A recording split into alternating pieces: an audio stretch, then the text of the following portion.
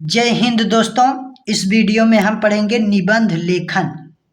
तो पर्यावरण प्रदूषण पर निबंध इस वीडियो में हम पढ़ेंगे। यह आपके बोर्ड पेपर में 9 अंक में पूछा जाता है। तो आइए हम लोग देखते हैं। आपको हेडिंग बाय हेडिंग निबंध लिखना है। तो देखिए, सबसे पहला हेडिंग है रूपरेखा, और इसमें कई हेडिंग है, जैसे प्रस्तावना हो गया पहला हेडिंग, दूसरा है प्रदूषण के प्रकार, तीसरा है प्रदूषण पर नियंत्रण, और चौथा है उपसंहार। तो ये हो गए हेडिंग। अब आइए हम लोग हेडिंग बाय हेडिंग निबंध लिखते हैं। तो आपको सबसे पहला हेडिंग कुछ इस प्रकार से डाल देना है। देखिए, पहला हेडिंग आपको डाल देना है प्रस्तावना। प्रस्तावना में आपको लिखना है पर्यावरण का अर्थ है परिधन आवरण, या आपको कुछ इस प्रकार से भी लिख देना है पर्यावरण 2 शब्दों से मिलकर बना है परिधन आवरण। और देखिए, परि का अर्थ है चारों ओर से, और आवरण का अर्थ है घिरा हुआ। आवरण का अर्थ है घिरा हुआ, अर्थात हम जहाँ रहते हैं यहाँ का पर्यावरण चारों ओर से घिरा हुआ है। जैसे हमारे चारों तरफ जल, वायु, आवाज, मिट्टी है। जब कभी यह प्रदूषित हो जाता है तब मानव सहित अन्य पशु पक्षियों के जीवन में इसका बुरा प्रभाव पड़ता है। इस प्रकार से आपको प्रस्तावना में लिख देना है बना के। अब आइए हम लोग देख लेते हैं दूसरा हेडिंग। तो देखिए, दूसरा हेडिंग है वायु प्रदूषण। तो वायु प्रदूषण में आपको कुछ इस प्रकार से लिखना है वायुमंडल में उपस्थित गैसें एक विशेष अनुपात में अपनी क्रियाओं द्वारा वायुमंडल में ऑक्सीजन तथा अन्य गैसों का संतुलन बनाए रखती हैं। मनुष्य अपनी अज्ञानता के कारण तथा आवश्यकता के लिए इसका संतुलन बिगाड़ता रहता है। इस प्रकार से आपको वायु प्रदूषण हेडिंग डाल के लिख देना है। अब आइए हम लोग देखते हैं तीसरा हेडिंग। तीसरे हेडिंग में आपको लिखना है कुछ इस प्रकार से हेडिंग आपको तीसरा डाल देना है जल प्रदूषण। जल प्रदूषण हेडिंग डालने के बाद इसमें लिखना है जल ही जीवन है। जल का हमारे जीवन में सबसे महत्वपूर्ण योगदान है। जल में कुछ तत्व जैसे खनिज, लवण, कार्बनिक, अकार्बनिक गैसें आदि का अधिक मात्रा में होने के कारण जल दूषित हो जाती है।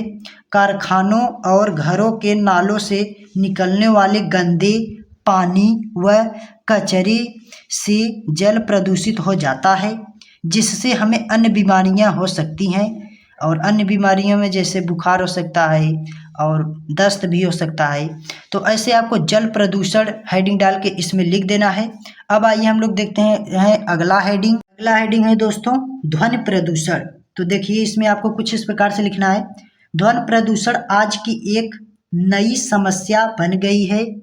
इसे वैज्ञानिक ने पैदा किया है, जैसे लाउड स्पीकर, कारखानों, मशीनें, जेट विमान, मोटर कार, ट्रेन आदि के तीव्र अर्थात तेज ध्वनि आवाज के कारण ध्वनि प्रदूषण होता है, जिसका प्रभाव लोगों के मानसिक संतुलन पर पड़ता है, जिससे मनुष्य अत्यधिक चिड़चिड़ापन और बहरापन का शिकार हो जाता है।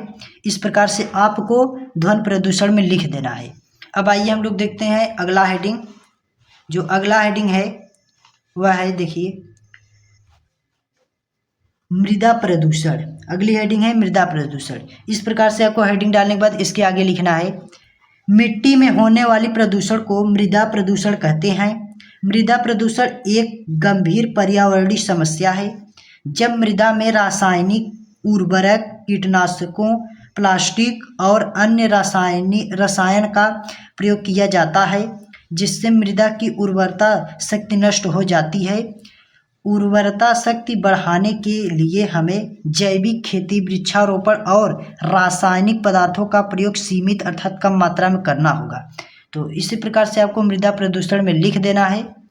अब आइए हम लोग देखते हैं अगला हेडिंग, और ये जो अंतिम हेडिंग है यह है उपसंहार। आपको हेडिंग नंबर 6 डाल कर लिख देना है उपसंहार। तो अंतिम हेडिंग है उपसंहार, और इसके आगे कुछ इस प्रकार से आपको लिखना है। देखिए, पर्यावरण को बचाने के लिए हम सब को एक साथ मिलकर सोचना होगा।